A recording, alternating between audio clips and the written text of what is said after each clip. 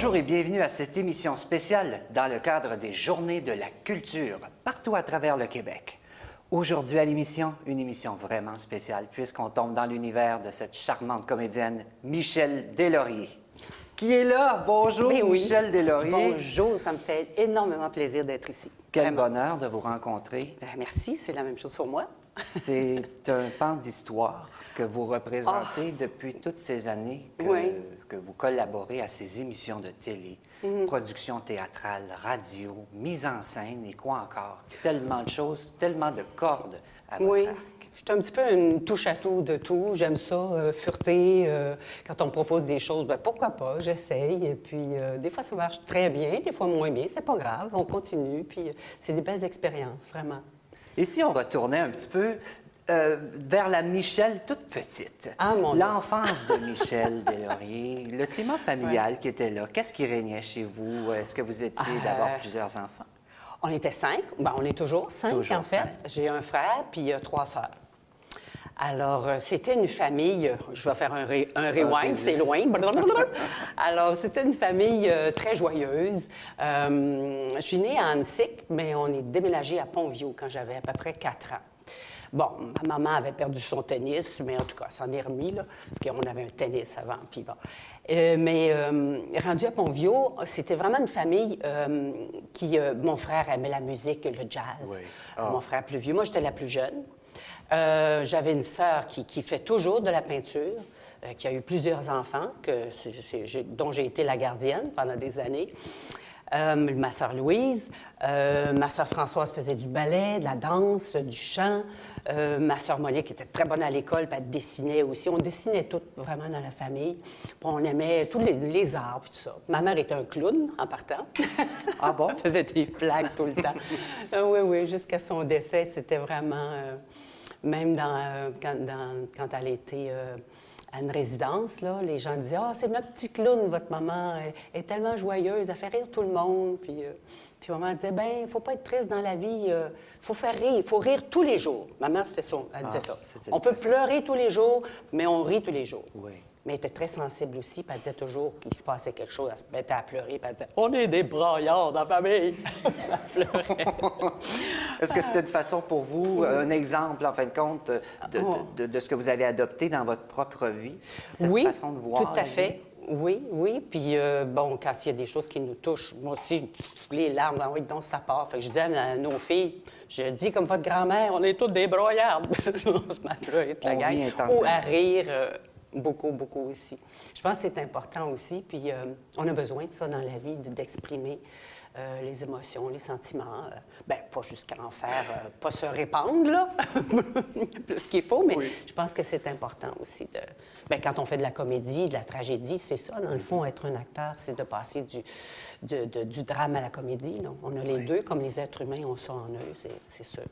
Avez-vous l'impression que ce climat de vie familiale, qui était très artistique, a eu une influence particulière sur votre propre vie à vous, sur l'influence que vous avez donnée sur le destin qui vous attendait?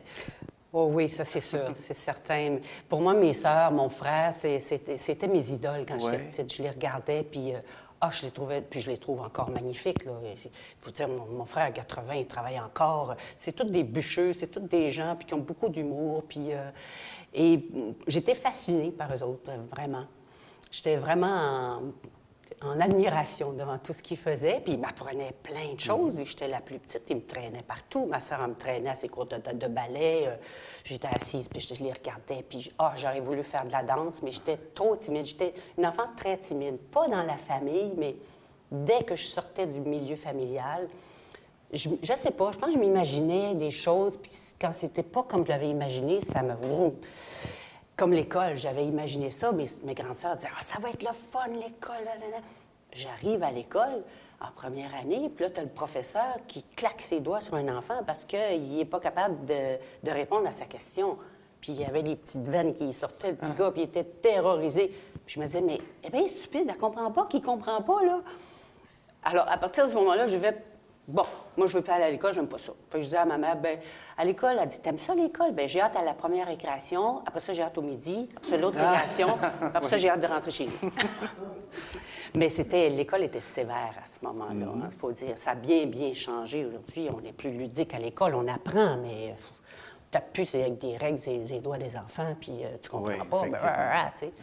Les professeurs, pas tous les profs, j'ai eu des très bons profs aussi, là. Mais entre autres, en sixième année puis en huitième année, les sœurs Tremblay qui venaient du Lac-Saint-Jean, des femmes extraordinaires que j'ai adorées. Et à partir de ce moment-là, j'ai adoré l'école, à partir de la huitième année. Même ma sixième année, c'était pas pire. Puis la huitième année, après, j'ai adoré l'école. Puis j'ai faisais découvrir plein de choses, puis des femmes chaleureuses. Et c'est important, ça aussi, hein, de la chaleur humaine là, quand on travaille. Et je vous ont pense donné que- le goût d'apprendre, le goût Oui, le goût de d'avancer. découvrir. Ces deux sœurs Tremblay-là ont Oui, été oui. importantes à ce Oui, niveau-là. oui. Elle, puis il y a une religieuse aussi que j'avais eue toutes les années-là, 8e année, 9e, 10e, 11e. À l'époque, c'était ça, là, 11e sciences-lettres. Et des sœurs qui étaient inspirantes aussi. Et on avait monté une petite pièce à l'école parce que je ne savais pas quoi faire dans la vie. Je ne pouvais pas faire de danse parce que ma sœur m'avait dit ben, c'est trop tard, il faut que tu commences tout petite. Je ne pouvais pas aller aux Beaux-Arts, je voulais aller aux Beaux-Arts, mais c'était la seule chose que ma mère ne voulait pas. Parce qu'elle dit Beaux-Arts, tu vas perdre ton âme. Oh! Elle dit, Bon, elle dit, c'est tous c'était des sévère, gars avec les ouais. cheveux longs, puis les cheveux leur coulent dans le cou, puis non, non, non. Bon, OK. Vous n'êtes pas allé. Alors, je peux aller. On a monté une pièce à l'école. Je m'étais inscrite pour en faire partie. On écrivait nous-mêmes la pièce, puis tout ça. Et je faisais la mère. Je m'étais préparé mon costume et tout. Et ça a tellement bien marché pour moi. Ouais. Il y en a d'autres qui ont gelé complètement. Ils ne savaient plus leur réplique arrangée de même. Moi, j'étais dans mon personnage. Hein, et c'était une découverte pour moi, qui était une timide à l'école. J'étais pas un mot, j'étais toujours... Mais ça, là, paf, sur une scène, c'est comme anonyme, c'était le personnage. Étiez-vous consciente à ce moment-là que vous pouviez en faire un métier? Ben là, je me suis dit, bon, mais je vais peut-être essayer. J'ai vu un petit entrefilet dans le journal de l'école au mois de mai. On sortait, puis je savais pas quoi faire dans la vie, là. Et j'ai vu ça, puis on venait de jouer la pièce. Puis là, il disait le conservatoire, en art dramatique. Alors, j'ai appelé. Et puis, ils m'ont dit, ben oui, vous inscrivez, vous passez les auditions. Alors, j'ai demandé où est-ce qu'on peut me faire travailler. M'ont suggéré Mme Tania Fédard. J'ai travaillé tout l'été avec elle. Passé les auditions, puis ça a marché, mais c'était mince, là. Ouais. Je la porte toujours pas loin pour moi. Il me disait, c'est bon, mais c'est petit. Mais t'as un œil, mon petit, t'as un œil. Alors, le directeur était vraiment, M. Valcourt, m'a tenu comme ça. Il nous a fait faire du drame, du mélodrame pour me faire sortir de moi parce que j'étais timide. Alors, j'encourage tous les timides à se dire... Il y a de l'espoir. Il y a de l'espoir, Oui. c'est vrai. Oui. C'est vrai. Parce que l'adolescence était difficile. Trop timide, trop... J'avais de la misère. Mais ce qui a été bien, c'est ces révélations-là qui sont arrivées et qui vous ont ouvert la porte vers tout ce qui était à venir. Si vous le voulez, Michel, on va aller voir dans le public. Oui. Je crois qu'il y a des questions, des gens qui veulent vous poser des questions. Bien sûr. Alors, Avec on va plaisir. aller dans le public. Effectivement, David, les gens ici ont de belles questions à poser à Mme Deslauriers et on débute tout de suite avec Mme Marie-André Pétel qui a une très, très bonne question à poser, je crois. Oui, alors je suis Marie-André Pétel de la ville de Sainte-Thérèse. Alors, ma première question, c'est à quel moment, à quelle décennie vous avez étudié le théâtre et le coût à cette période? Mon Dieu. Quelle bonne question. Alors, je réponds à cette question. J'ai étudié au conservatoire de 1963 à 1966. J'avais 17 ans quand je suis rentrée au conservatoire. C'était l'âge limite, plus jeune qu'on pouvait. Et je suis sortie à 20 ans. Et à cette époque-là, c'était pas très cher. C'était 25 $ par année. Alors, je travaillais les fins de semaine parce que je travaillais sur les parcs. Donc, je travaillais dans les centres de loisirs les fins de semaine.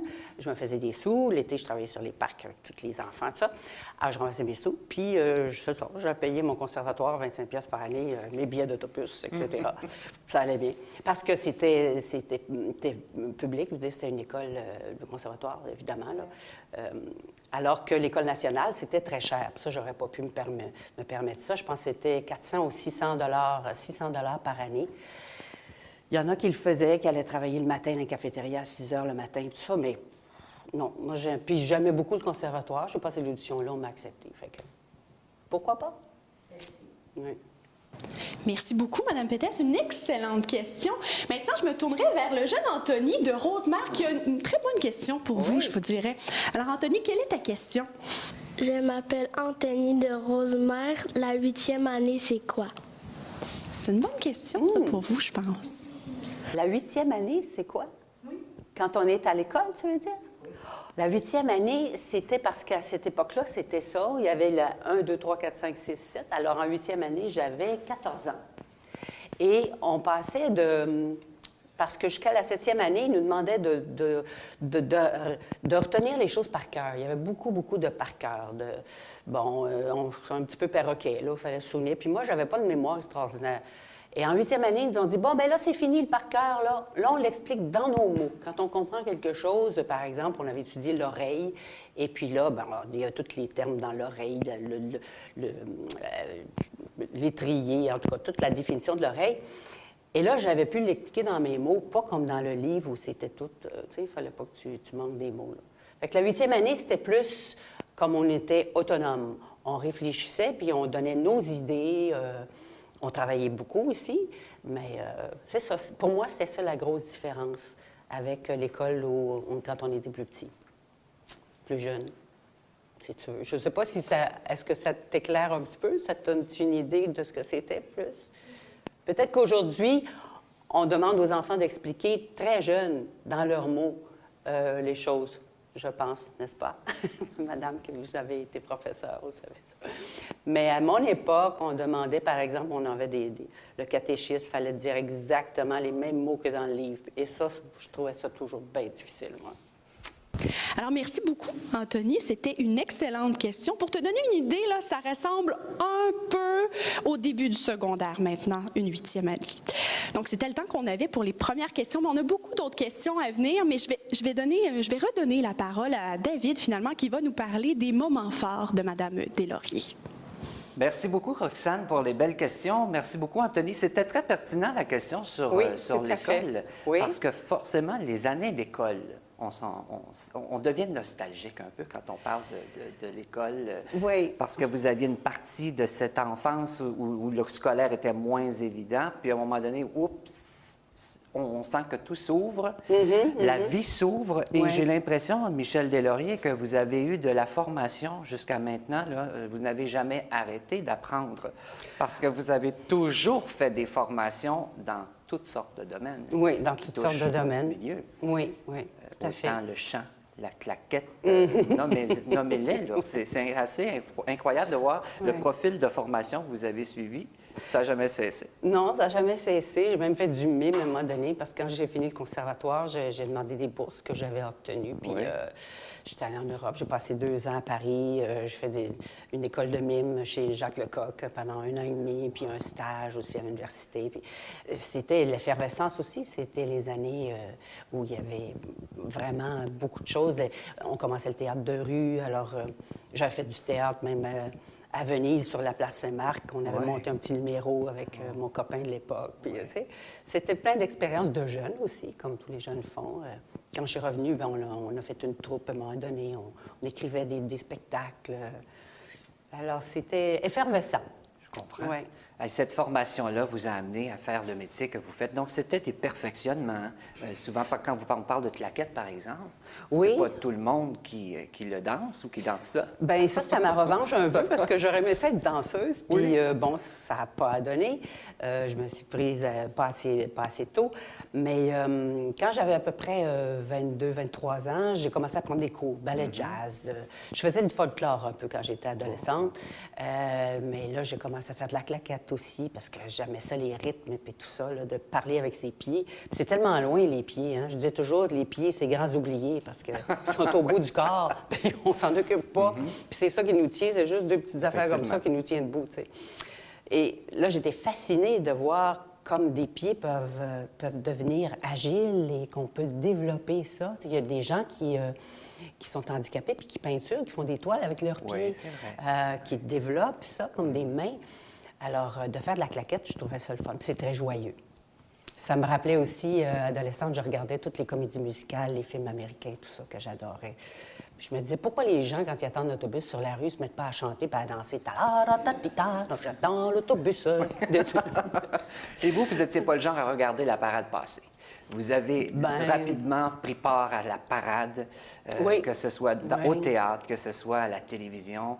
Et là, on entre dans un grand bloc qui est celui de la télévision, parce que la télévision vous amène dans le salon de tout le monde. Oui, vous amène dans la effectivement. famille de tout le monde. Et là, on découvre le visage de Michel Deslauriers. Au-delà du talent qui est là et de votre contribution, on vous connaît maintenant, Ouais. parce que la télévision vous a propulsé vraiment.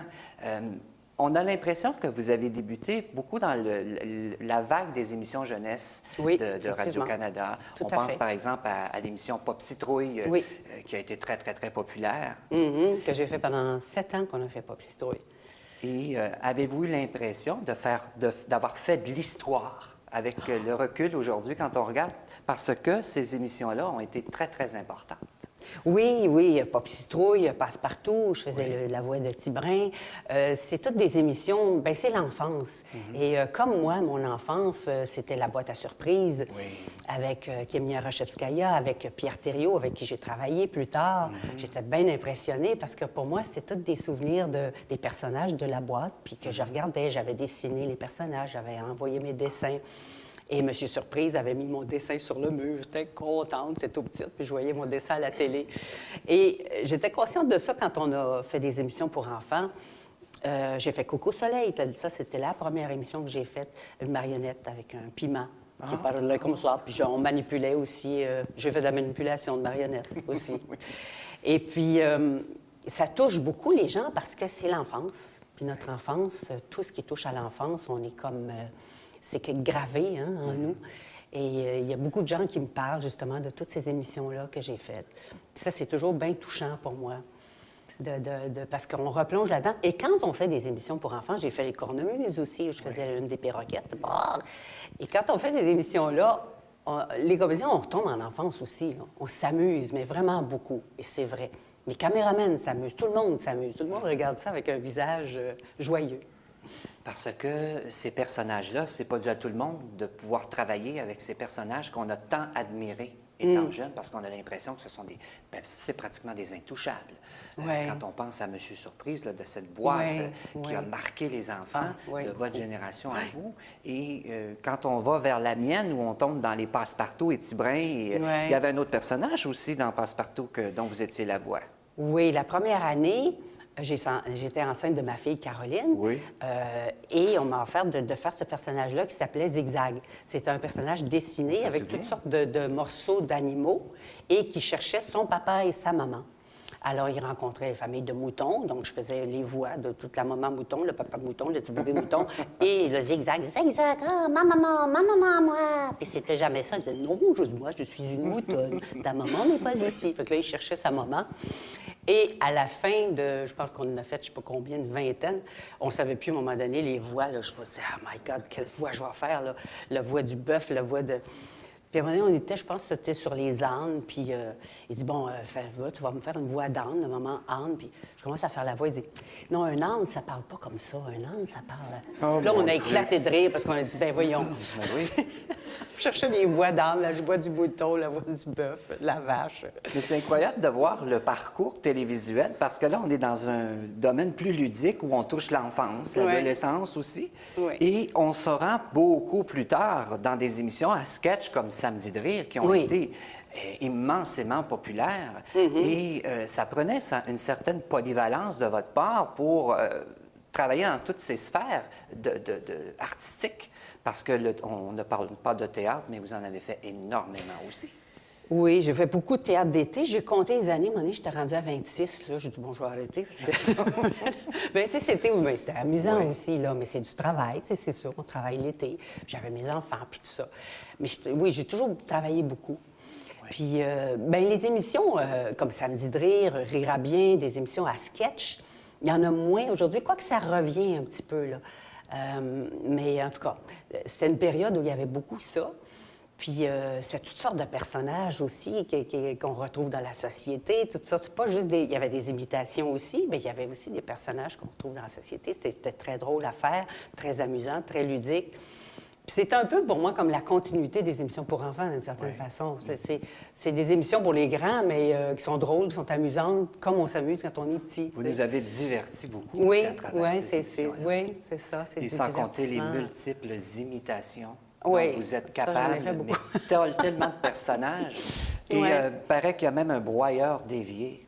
Oui. Qu'elle imite merveilleusement bien, pas seulement des Oh, personnes. mon Dieu. Je ne peux pas vous le faire faire, là. Hein. On ne Ben, veut pas l'entendre. Je ne veux pas l'entendre, mon broyeur. Est-ce qu'on termine avec le broyeur des Ben pourquoi pas? Oh, Ça, j'avais oui. fait ça. J'étais chez Pauline Martin, qui était une amie aussi. Puis on parlait de... Parce qu'on travaillait ensemble sur Samedi Dré, puis elle était en train d'éplucher ses légumes, puis elle envoyait ça dans son broyeur, puis elle partait le broyeur. Puis moi, tous les bruits m'interpellent. Puis là, je regarde le broyeur, puis je... Elle fait « Michel, qu'est-ce que tu fais là? »« Oh, excuse-moi, c'est ton broyeur, là. » Elle dit « Tu te rends-tu compte que tu fais un broyeur en ce moment? » Ben oui. Il n'y a rien à son épreuve. Michel Deslauriers. Il faut applaudir ce broyeur. Ah, vraiment. Si vous voulez, Michel, on va aller au bloc de questions. Je suis convaincu qu'il y a d'autres questions du public qui s'en viennent après une telle imitation. On est tous assis sur nos chaises. Alors, Roxane, j'imagine qu'il y a des questions du public. Effectivement, David, après une telle imitation, je pense que les questions affluent. Et j'ai Rosemary, finalement, de Sainte-Thérèse, qui aurait une très, très bonne question pour vous. Oui, dans le fond, je voulais savoir, est-ce que vous préférez jouer à la télévision ou au théâtre? Puis c'est quoi la grande différence entre les deux? Oh, c'est une bonne question. Très bonne. Je dirais les deux, c'est intéressant tous les deux. Je pense que tous les comédiens aiment faire et l'un et l'autre. Le théâtre, c'est, on répète plus longtemps, évidemment, parce que c'est un art qui est vivant, donc c'est directement devant les gens. La télé, on peut toujours couper puis s'arranger, puis tu sais, faire des montages. Et la télé, c'est des gros plans. Donc, faut penser au niveau du travail qu'on vient te chercher de très près. Tandis que théâtre, il faut projeter, puis il faut projeter puis les émotions et tout ça. Il faut que ça soit toujours plus large, plus abondant d'une certaine façon. On a plus de temps aussi pour préparer la pièce qu'on monte. La télé, c'est rapide, de plus en plus rapide, moins de répétitions. C'est très... Il faut apprendre son texte chez soi, on arrive, on fait une répétition, paf, on enregistre. Alors, il faut vraiment que ce soit plus vite, là. Mais ou dramatique ou comique, mais les deux médiums sont intéressants pour les acteurs, parce que c'est différent, donc on passe d'un à l'autre, puis on aime ça. Merci beaucoup, Rosemary. Une très, très bonne question. Madame, vous aviez une question aussi, si je ne m'abuse. Oui, Nathalie Bré de Sainte-Marthe-sur-le-Lac. Je suis une passionnée des comédies musicales. J'aimerais savoir quelles sont vos comédies musicales ou acteurs préférés. Oh mon Dieu! Des comédies musicales. J'aime Judy Garland. Pour moi, c'est ma Judy Garland. Oh là là, ben c'est pas à moi, mais c'est comme à moi. Ça, c'est des souvenirs aussi de l'adolescence, quand j'ai découvert les Mickey Rooney, tous ces personnages-là, des premières comédies musicales qui ont institué le genre, d'une certaine façon. Grease, j'ai beaucoup aimé. La Cage aux folles aussi. Mon Dieu. Beaucoup. Je pense que je les aime toutes, pas mal. Evita. Il y en a tellement. Il y en a qui sont plus dramatiques, plus comiques, plus de la farce. Je pense que c'est le fait de conjuguer le jeu et la musique aussi qui est très attrayant. Il y a des gens pour qui ça les allume pas, mais quand on aime la musique, je pense qu'on aime ça. Hein. C'est accessible. Tu sais, l'opéra, des fois, c'est plus impressionnant, mais les comédies musicales, c'est très accessible. Les histoires, c'est très près de nous, d'une certaine façon. Merci beaucoup. Et on a le temps pour une dernière question de Michael de Rosemère, qui a une excellente question aussi. Michael, quelle est ta question? Quand tu racontais l'histoire à l'heure du dodo à tes enfants, est-ce que tu faisais des drôles de voix? Oh mon Dieu, c'est bon, ça! Si tu savais le plaisir qu'elles ont eu, mes filles et les amis de mes filles, parce que ça, c'était vraiment des petits shows à la maison. Et souvent, j'ai préféré faire de la télé. Des fois, pendant l'hiver, je ne voulais pas accepter de théâtre parce que je voulais être là le soir avec mes enfants, profiter de ces moments-là. Parce que je me disais, ça passe tellement vite, des enfants, de l'enfance. Et je ne voulais pas rater ça, les dodos de mes filles. Alors, tous les toutous dans leur chambre, les poupées, il y avait tous des noms, puis il y avait toutes des voix. Et j'avais des personnages aussi pour eux autres. J'avais une gardienne qui s'appelait Gladys, que je faisais aussi, qui était une Anglaise qui venait les garder, qui était un peu étrange. Puis là, mes enfants s'amusaient toujours quand il y avait des amis qui étaient à la maison. « Maman, est-ce que Gladys, ça va venir nous garder ce soir? » Je disais, « Tu veux que Gladys vienne vraiment? »« Oui, oui, oui. » OK. Et là, Gladys, ça faisait un peu peur. Parce qu'elle a « Hello, boys and girls! » C'était un personnage un peu envahissant. Mais il y avait aussi tous des petits personnages avec des petits bébés puis tout ça. Puis je leur donnais des voix. On s'amusait beaucoup, beaucoup comme ça. Puis les enfants participaient, évidemment. Tu sais. On se faisait comme des petites émissions à nous, là, avec tous ces personnages-là. Bien du plaisir. Puis j'aime encore faire ça, puis j'ai hâte d'avoir des petits-enfants pour le faire. C'est vrai. Reprendre le rôle. Reprendre ça. Reprendre Ben, le rôle. Merci beaucoup, David. Tout simplement, je te redonne la parole parce qu'on veut en apprendre encore plus, tout simplement. Merci beaucoup, Roxane. Encore une fois, d'excellentes questions à Michel Deslauriers. C'est très impressionnant, les questions des enfants, j'en reviens pas. Merci beaucoup. C'est des Toujours bonnes pertinent. questions, vous êtes bien bons. Je ne sais pas ce qu'ils vont faire plus tard. Je ne sais pas s'ils vont être animateurs ou comédiens ou dentistes ou docteurs, je ne sais pas. Qu'est-ce que vous voulez faire, le savez-vous? Oui? Quoi? Policier. Oh! J'ai des neveux policiers, moi. On a des bons contacts déjà. Là, pour, Oui. Notre avenir Hein? est assuré. Oui, parfait. On en connaît notre policier. Vous parliez tantôt, Michel, de théâtre. Oui.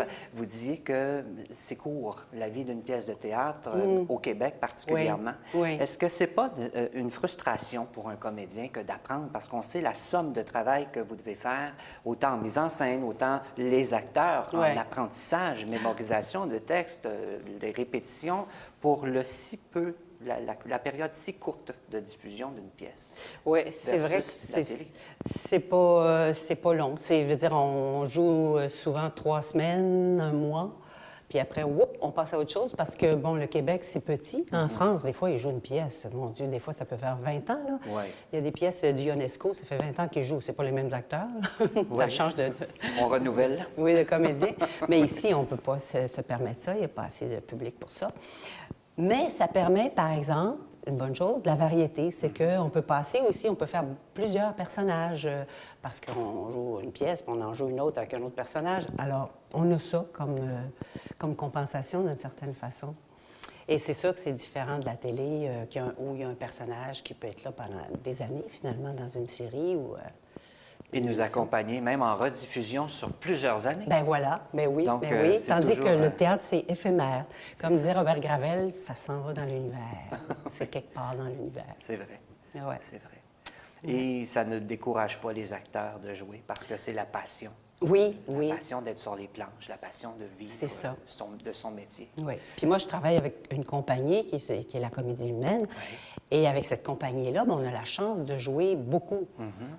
Parce qu'on fait toute la... C'est une compagnie qui tourne, qui va partout dans la Pas province. seulement à Montréal, dans ce cas-ci. Non, pas seulement à Vous faites la Montréal. tournée. On va à Montréal aussi. On fait de la tournée partout. Alors, les comédiens, et l'année passée, on a joué du Félix Leclerc, l'Auberge de Mort-Subite. On l'a joué une centaine de fois. 100 fois à travers. Alors là, c'est le fun parce qu'on peut expérimenter, on peut aller plus loin dans les personnages, peaufiner tout ça, puis s'amuser beaucoup. Et comment va le théâtre? Comment va le théâtre au Québec, de ce que vous voyez, les salles que vous rencontrez, les gens que vous rencontrez? Est-ce que le théâtre est en bonne santé? Bien, à mon avis, je pense que oui, parce que quand j'étais au conservatoire, quand j'étais étudiante, le gros débat, là, c'était est-ce que le théâtre va mourir puis le film va prendre toute la place, le cinéma va prendre toute la place? Et moi, je disais, ben non, le théâtre, ça va toujours exister. Et il y a des jeunes qui disaient, non, non, le théâtre, c'est fini. Maintenant, c'est le cinéma. Mais tu sais, on voit que c'est 2 arts indispensables et qui sont en parallèle, mais qui existent toujours. Indéclassables. Ben oui. Et il y a eu plein de jeunes troupes à mon époque qui faisaient de l'autogestion, c'est-à-dire qu'il n'y en avait pas de job. Fait qu'on s'en créait. Ouais. On créait des compagnies. Même on payait pour jouer au début parce que... Il fallait tout acheter, les décors, donc, on appelait ça de l'autogestion. Et de ça est né beaucoup de compagnies de théâtre après, parce que les jeunes faisaient leurs preuves aussi pour administrer tout ça, pour aller chercher des subventions, pour se débrouiller, pour qu'il y ait des publics. Et ça a créé beaucoup d'effervescence pour le théâtre. Claude Meunier a fait du théâtre jeune aussi. Bien, La Quenouille bleue avec Michel Rivard. Plein d'auteurs, d'acteurs, de chanteurs. La Roulotte. La Roulotte de Buissonneau, oui. Oui. Oui, que j'ai fait une année, moi. Vous l'avez fait. Oui. Vous avez... l'été, Est-ce qu'il y a quelque chose que Michel Deslauriers n'a pas fait? Ah, ben oui, c'est sûr, c'est sûr. Vous avez eu tellement d'implications. Oui, j'ai fait plein de choses, oui. Et maintenant, qu'est-ce qui se passe? Maintenant, cette année et dans l'année à venir, vous êtes toujours à la radio? Oui, à la semaine prochaine. C'est une émission Oui. d'humour le samedi qui passe à la radio de Radio-Canada. Je travaille avec Pierre Verville. C'est une émission de Philippe Lagu, un concept de Philippe qui joue aussi. Dominique Paquette, aussi, on est 4. Et c'est des sketchs sur tout ce qui se passe, politique, vie sociale, tout ça. Tout est mis en humour avec des bruitages, comme à l'époque, là. Je fais aussi La Flaque, une voix sur Et Dieu qui créa la Flaque. Oui. La femme de Gérard, Georgette, puis d'autres voix, des imitations. Ma nouvelle, ben, c'est Julie Snyder. Là, je commence, j'ai travaillé Julie. Et puis, c'est ça, tu sais, prends-moi la valise, là, laquelle tu choisis. OK, on ouvre la valise. Alors, le banquier. Le banquier, il passe. J'ai des nouvelles imitations qui s'en viennent, là, tu sais. Et vous avez touché aussi la mise en scène. J'ai touché la mise en scène. En plus. Oui. Là, je fais de la mise en scène pour la compagnie La Comédie Humaine. Ouais. Et cette année, on s'attaque à Molière. Oh, mais quand même. de façon, oui, c'est un projet de mon producteur, Martin Lavigne. L'autre, c'est un texte de Martin. Qui a travaillé aussi avec Gilbert Dupuis, qui est un auteur de théâtre aussi, historien et tout. Et son projet, c'est de présenter Molière, mais vu par sa compagne de toute une vie, par sa muse, par Madeleine Béjart, qu'on connaît peut-être moins, mais c'est la comédienne avec qui il a joué toute sa vie, en fait. C'était son amoureuse, sa coach de vie, d'une certaine façon, son inspiration.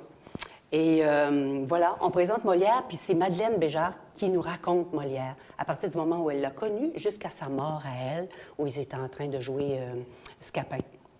Oui. Alors, c'est très intéressant parce que, et à travers ça, on joue 3 pièces de Molière, un petit peu écourtées, mais sa première farce, Le médecin volant, on joue Les précieuses ridicules et L'amour médecin. Et au travers de ça, Madeleine nous raconte tous les hauts et les bas de leur couple avec la troupe qui subissait ou qui avait du plaisir selon les humeurs de ce couple-là, son mariage avec la fille de Madeleine Béjart. Quand Molière l'a connue, elle avait un enfant de 5 ans. Et plus tard, elle l'a marié, comme on connaît certains réalisateurs de films là, qui ont marié leur fille adoptive. Alors, tout ça est raconté. Alors, c'est joyeux, c'est tendre, c'est plein d'émotions. C'est vraiment un beau spectacle. On commence bientôt à jouer ça, puis on va aller partout à travers le Québec. Avez-vous déjà eu peur de manquer de travail? Il y a eu des périodes un petit peu plus tranquilles au début de la cinquantaine. Mais on m'appelait à un moment donné pour jouer au théâtre à ce moment-là. Bien, Martin Lavigne m'avait appelé pour jouer au théâtre. Alors, j'ai joué au théâtre, mais on m'offrait un rôle de monsieur dans Les Fourberies du Capin. Ah bon? Avant ça, dans une autre pièce aussi, c'est une pièce italienne. Et je jouais avec un demi-masque, comédien de l'Arte. Ensuite, je faisais un peu pire dans un des Molières, Scapin. J'ai dit, ben, pourquoi pas? Hein? Il n'y a rien à votre épreuve. J'avais 53 ans, mais tu sais. Absolument pas. Puis la deuxième pièce, j'ai fait, ben là, si tu me vois un monsieur, pourquoi pas? Envoyez donc, on fait un peu pire. C'était pas fait encore, ça. Non, c'était pas fait. Bon, c'est fait maintenant. Ben oui. J'aimerais beaucoup qu'on parle de moments cocasses dans votre carrière. Oui. Mais si vous voulez, on va aller faire un petit tour dans le public. Oui. On va aller chercher des questions. Je pense que Roxane est tellement curieuse. On va aller voir s'il y a des questions, hein? Puis on revient ensemble. OK. David, si tu permets, avant de poser les questions au public, j'aimerais peut-être mentionner aux gens à la maison que Molière, en une farce, une comédie, sera présentée à la salle André Prévost à Saint-Jérôme les 8 et 9 décembre prochains en après-midi. Pour se procurer des billets, enseigne.com, tout simplement. Faites vite, les dates sont déjà quasiment complètes. Et sinon, ils seront de passage à Sainte-Thérèse, donc en 2015, le 26 mars. Et pour les billets, toujours au même endroit, endroit, audicène.com. Maintenant, j'irai voir Madame Nicole, qui aura une bonne question. Oui, bonjour, Nicole de Deux-Montagnes. Moi, ce qui m'intrigue, Madame Deslauriers, comment vous êtes en venue à faire des imitations? Est-ce que c'est un talent naturel ou, je ne sais pas, ça vous est venu comme ça? Vous avez étudié là-dedans, vous avez appris des voix, je ne sais pas. Ça m'intrigue. OK. Ben non, j'ai pas étudié parce qu'il n'y a pas vraiment d'école d'imitation. Je vous dirais que c'est encore une fois la famille. Là. Quand j'étais petite, j'étais pas la seule dans la maison à imiter. J'avais ma sœur Monique qui nous faisait rire aux larmes, qui imitait entre autres un oncle Jerry, qui était l'oncle de son mari. On riait tellement parce qu'elle prenait les bretelles, puis tout ça, puis elle se mettait à faire Jerry, puis on le voyait, et on disait, mon Dieu, barré. Et ma mère disait toujours, bon, vous êtes une vraie gang de singes, là, tout le monde, là, parce que on imitait. Et je pense que c'est un petit peu au Québec, il y a beaucoup ça. Il y a beaucoup d'imitateurs, il y a beaucoup de monde qui joue à ça. C'est comme un jeu, un peu, là, de conteurs, d'imitation. On a une facilité vers ça. Et je pense que j'avais un esprit d'observation aussi. Quand j'observais quelqu'un, sans m'en rendre compte, je le voyais, puis j'observais aussi son énergie. Parce que l'imitation, c'est beaucoup l'énergie de la personne à l'intérieur. Si elle a un rythme lent ou si elle est vraiment active. Tu sais, ce que la personne ressent, les émotions, puis tout ça, comment elle reçoit ça. Et la voix, où se situe, où est placée la voix, c'est dans la gorge, là, les gens qui parlent plus en arrière, d'autres qui parlent plus en avant du nez, d'autres au milieu, tu sais. Et quand on fait l'imitation, on cherche, tu sais, comme Chantal Hébert, il parle un peu comme ça, avec ses respirations, puis avec ses cheveux en arrière, puis c'est ça, c'est piquanterie. Ben, j'ai fait un rire comme ça, je sais pas si elle rit comme ça, mais pour moi, elle rit comme ça. T'sais. Alors, on fait une caricature un peu comme les caricaturistes, en fait. Vous devez amplifier un petit peu. Vous Vous amplifiez votre personnage. Comme Chapelot fait une caricature, oui. Pour le rendre. Oui, et chaque personne qui imite pas de la même façon. On va pas chercher les mêmes affaires parce qu'on voit pas la même chose. Le maire Drapeau, à l'époque, était imité par Pierre Verville, par Jean-Guy Moreau. C'était pas la même imitation. Comme les caricaturistes, ils ont leur style. Et je pense que les gens qui imitent, c'est la même chose. C'est ce qui nous accroche, ce qui nous interpelle. Vous pouvez passer d'une Claire Lamarche à Pauline Marois par votre... Ah, bien oui, Claire Lamarche, qui s'exprimait beaucoup. Et puis oui, madame, votre question m'interpelle. Alors, je trouve ça très intéressant. Alors que Pauline Marois, mais mon Dieu Seigneur, je suis tellement contente d'être ici cet après-midi. Vraiment, merci. Ah, on rit, on a du plaisir, vraiment. Là, depuis que je suis à la retraite, un peu forcée. Mais mettons que c'est agréable. Je peux passer des émissions comme ça, vous parler à tout le monde. Là. Avez-vous voté pour moi? Pas tout le monde, je crois. Je suis pas certaine, là. Parce que sinon, je serais pas ici. Hein? Je serais en politique, en tout cas, c'est pas grave. Il manquait quelques votes. Prends des petites vacances, ça me fait du bien. Et ça, c'est ma Pauline Marois, mais il y a, on parlait d'elle tout à l'heure, qui fait une Pauline Marois extraordinaire. Suzanne Champagne. Oui. Qui ne fait pas la voix du tout comme moi. Elle a fait beaucoup moins nasillarde. Elle lui ressemble bien plus que moi. Elle est hallucinante. Je la trouve bien meilleure que moi, sa Pauline, mais tu sais, bon, ça. Chacun sa Pauline. Chacun sa Pauline, et moi, c'est ça.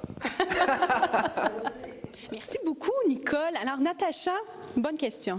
Oui, moi aussi, j'en ai une. En fait, j'ai eu la chance de voir Mme Deslauriers l'année passée en entrevue. Elle était venue à une émission que j'animais. Je lui avais dit que moi, mon bye-bye préféré, c'était 86. C'est comme ça.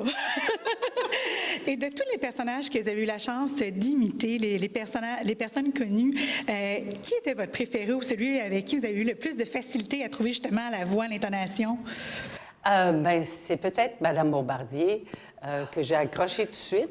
Je ne sais pas pourquoi, parce que je ne sais pas. Je trouve que c'est une femme intelligente, au départ. J'admire souvent beaucoup les gens que j'imite, parce que cette femme-là, entre autres, c'est une fonceuse, c'est une femme brillante, qui s'exprime très bien et qui a des opinions très tranchées, qui n'a peur de personne, même pas des Français. Hein. Et qui peut débattre de n'importe quoi, qui a une classe incroyable, qui écrit des romans que j'ai lus d'ailleurs, que je trouve excellents.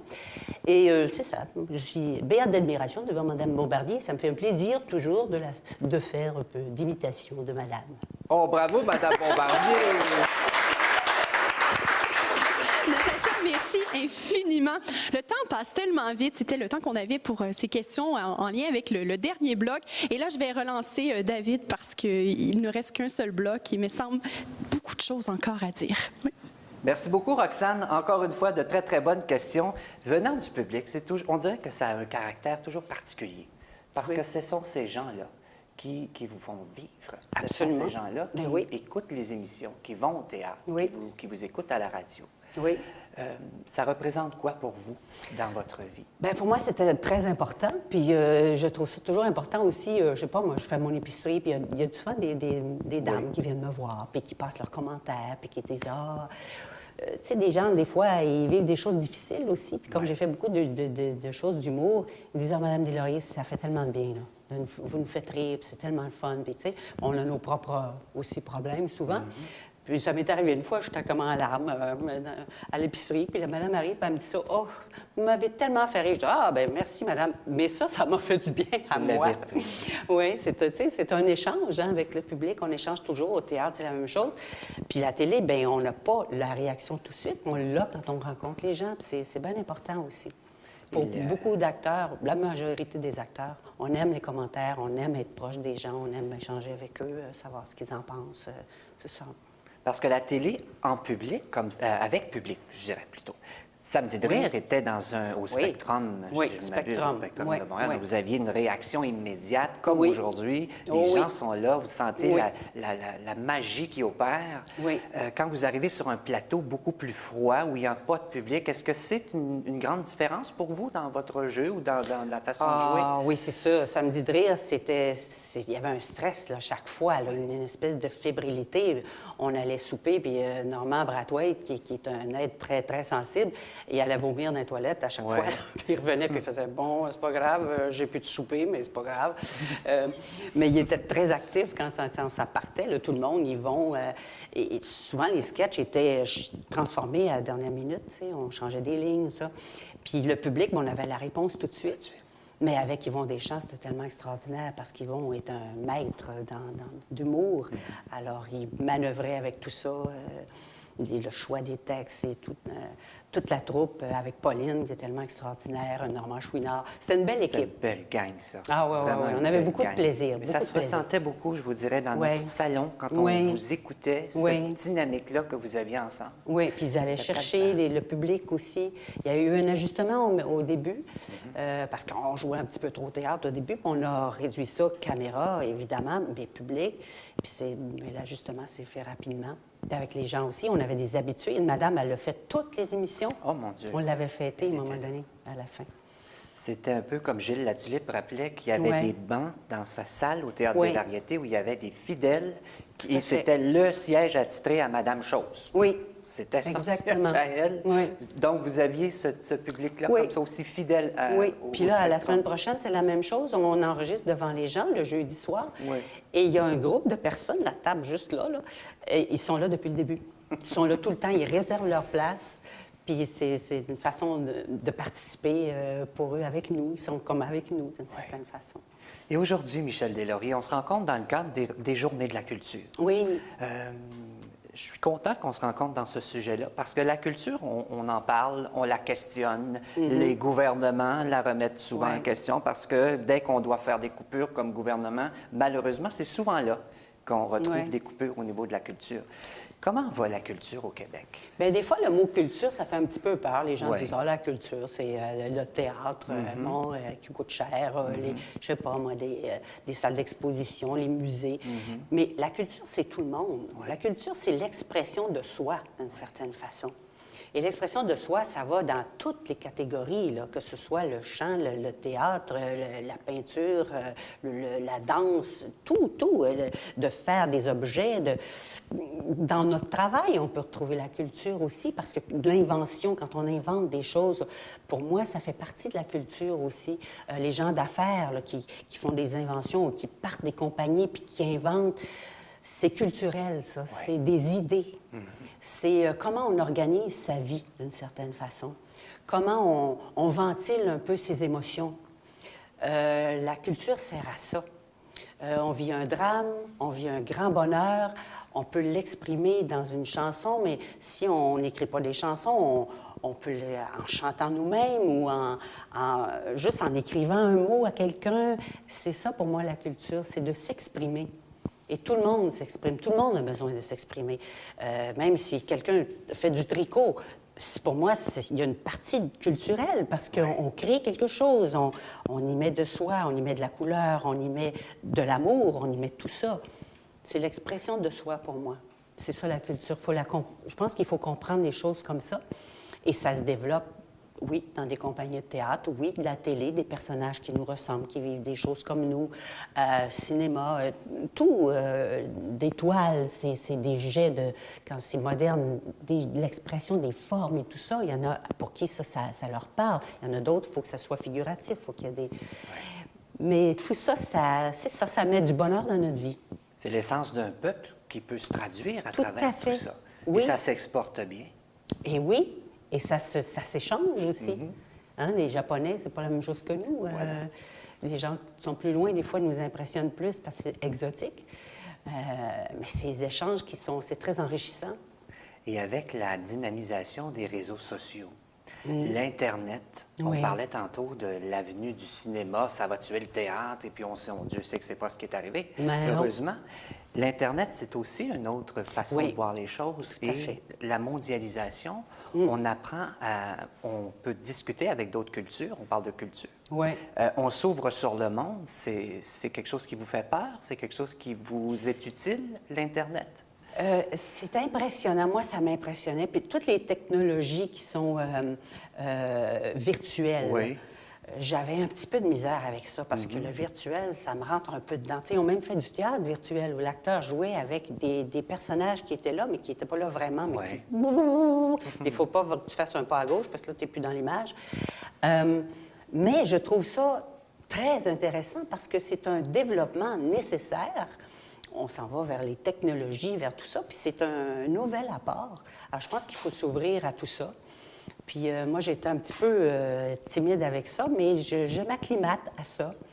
Puis je trouve ça intéressant. Tu sais, c'est comme l'avenue de la télé, il y a du monde qui a fait de la misère avec ça, mais à un moment donné, il faut avancer. Puis il faut... Et c'est l'apport international, c'est extraordinaire là, de pouvoir voir tout ce qui se passe partout dans le monde, échanger avec plein de monde, plein de cultures différentes. On peut signaler notre présence. Oui. On parle de grands succès internationaux, québécois, que l'on connaît tous. Oui. Et on rayonne à travers la culture. Alors, s'il y a un endroit où il faut mettre de l'emphase et de l'accent, c'est sur notre culture et la protéger. Tout à fait, oui. Oui, la cultiver, la développer et en prendre soin. Oui. D'une certaine façon, oui. Et ces jeunes qui, comme vous, avaient l'espoir de gagner leur vie, de vivre de ce métier-là. Je pense que c'est plus de vivre avant de gagner, de s'extérioriser à travers l'art. Oui, oui. Qu'est-ce qu'on leur dit en 2014-2015 sur ces jeunes qui veulent faire du théâtre, qui veulent faire de la télé? Bien, moi, je leur dis, allez-y, c'est des rêves qu'il faut entreprendre, qu'il faut réaliser. On ne sait pas où ça va nous mener parce que le théâtre, ça mène à toutes sortes de choses. Oui. Ça peut mener à jouer au théâtre, mais ça peut mener à plein de choses. Ça peut être thérapeutique, ça peut nous ouvrir des portes sur plein d'opportunités. Et c'est encore une fois l'expression de soi, de se développer comme être humain et de comprendre beaucoup de choses à tous les niveaux psychologiques, de se comprendre soi-même aussi. Oui. Et de s'étudier puis de se comprendre comment on fonctionne avec notre environnement, avec l'univers finalement, avec tout le monde. Alors oui, il faut faire ses rêves, il faut les réaliser, il faut y aller. Et avec faut foncer. toutes les années qui s'en viennent devant vous, parce qu'il y en a encore beaucoup. Beaucoup de Ça, projets. je sais pas, là. Qu'est-ce qu'on peut vous souhaiter à vous, Michel Deslauriers, qui vous ferait le plus plaisir? Ah, mon Dieu! La joie, que la joie continue dans ma vie. Parce que, quelles que soient les difficultés, la vie, c'est des problèmes. Oui. Et quand j'ai compris ça, à un moment donné, que la vie, c'est des problèmes. Fait qu'il faut juste les utiliser, les prendre pour comprendre les choses et pour aller plus loin, pour les résoudre. Puis aller plus loin, dans la joie. De la joie.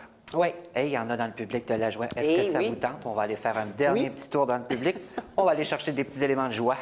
Roxane qui est là, qui va nous apporter de belles questions.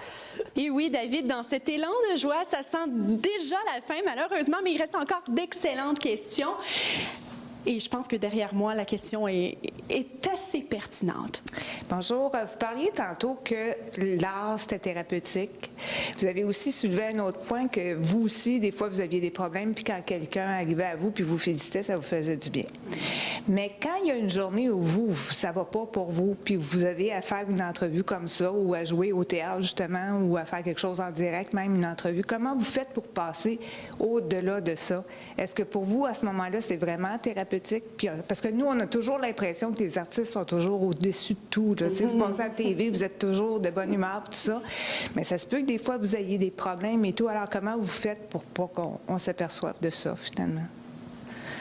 Ben, je pense que ça fait partie de notre métier aussi de mettre nos problèmes de côté quand on a des problèmes, même des problèmes graves, pour faire le métier qu'on doit faire. Tu sais, comme le dentiste, bien, le matin, il faut qu'il fasse ses dents, puis c'est son travail. Les professeurs, il faut qu'ils aillent à l'école. Et notre travail, nous autres, il y a beaucoup de représentation, on est beaucoup des entrevues, tout ça. C'est sûr que le côté où on donne toujours l'image qu'on tout va bien dans notre vie, c'est pas vrai, parce qu'on a nos problèmes aussi. Mais on compose avec ça. Et je dirais que le théâtre, quand on a des gros problèmes, puis qu'on va jouer le soir pareil, on a une camaraderie aussi, que ce soit au théâtre ou la télé. Les camarades, le groupe, la gang, ça fait du bien de se retrouver ensemble. Puis, je sais pas si quand j'ai perdu ma mère, par exemple, j'ai joué au théâtre le lendemain, et puis les amis étaient autour de moi, puis je me suis dit, bien, je vais penser à un moment qu'il aurait toujours voulu faire ce métier-là. Elle meurt, puis moi, je suis sur la scène, là, je suis en train de faire une comédie musicale, Les Nonnes 3, tu sais. Alors, je me disais, et les témoignages de mes camarades, c'était tellement incroyable, j'étais tellement touchée. J'ai perdu mon père, je faisais Pop Citrouille. Je faisais des sketchs, puis on faisait un gospel en plus sur l'émission. Ça coulait elle-même, le réalisateur dit pas grave, regarde, on répète. Là. Puis ça me fait du bien quand on a enregistré. C'est toujours la camaraderie autour. Puis c'est ça, on met nos problèmes de côté, mais même là, ça nous fait du bien quand on joue des personnages, parce qu'on se dit, ben coudonc. Je fais ça, puis ça fait du bien aux gens. Fait que ça me fait du bien à moi-même aussi de savoir que ça fait du bien aux autres. C'est comme des vases communicants un peu, d'une certaine façon, avec le public.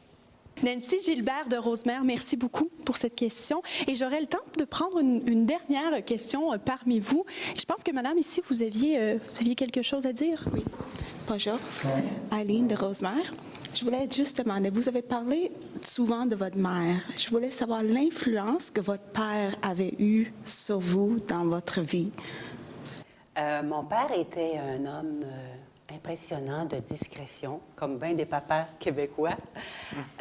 C'était un homme qui avait beaucoup de tendresse. C'est un grand philosophe aussi. À un moment donné, j'ai un ami qui avait gros problèmes psychologiques, là, vraiment graves. Et la seule personne qui va l'apaiser, c'était mon père. Il disait, il faut que je voie ton père, il faut que je voie ton père. Parce qu'il y avait des voix, il entendait des voix et tout ça. Et mon père a réussi à le calmer. C'est un homme qui était raisonnable aussi, qui a commencé à travailler à 14 ans, à charrier des poches de charbon, et qui s'est fait lui-même. C'est un autodidacte. En dernier, il travaillait pour la compagnie Miron et il faisait de l'estimation de route. Travail d'un ingénieur, sans avoir la bague d'ingénieur. Mais c'est un homme qui a travaillé beaucoup dans sa vie et qui était très humain. Une grande humanité. Et à des moments, il nous faisait rire tout à coup, mais tu sais, on était impressionnés par notre père, puis tout à coup, il faisait des blagues, puis il se mettait un petit chapeau sur la tête. Puis il y avait ces moments drôles aussi. Et j'étais beaucoup en amour avec mon père, je l'aimais beaucoup. C'était un bel homme aussi qui dansait bien. Ah. Eh oui. Mais c'est ça. Une belle inspiration pour moi, mon père. Très touchant. Merci beaucoup, Aileen. David, avant de retourner à toi, je voulais prendre un instant parce qu'on est sur le point de se quitter. Remercier tout simplement le public. Merci infiniment de vous être déplacés aujourd'hui. Sans vous, la réalisation de 60 minutes de culture n'aurait pas été ce qu'elle est. Merci infiniment. Et David, je te laisse le mot de la fin. Merci beaucoup, Roxane. Merci beaucoup au public. Effectivement, je reprends les remerciements de Roxane et un énorme merci à Michel Deslauriers. Ben, c'est moi qui vous remercie. C'était un bonheur, vraiment. Merci beaucoup, tout le monde. Merci. Et j'espère que on se reverra avant les prochaines journées de la culture. Ah ben Alors oui. là, en salle, à la radio, à la télé, vous êtes un peu partout. Ben oui. Alors c'est au public de vous saisir, peu Partout importe où le la médium. Parce que vous êtes là depuis tellement... Combien de temps? Combien de temps, Michel Deslauriers? Ben là, j'ai C'est une 68. carrière, là? J'ai commencé à 20 ans, ça fait 48. 48. Ouais. Alors on se revoit avant les 50 ans de carrière. Eh ben oui, avec plaisir. Alors, mesdames, messieurs, merci beaucoup d'avoir été à l'écoute. On se revoit bientôt. Merci encore, Michel Deslauriers. Merci à vous. Au revoir. Merci.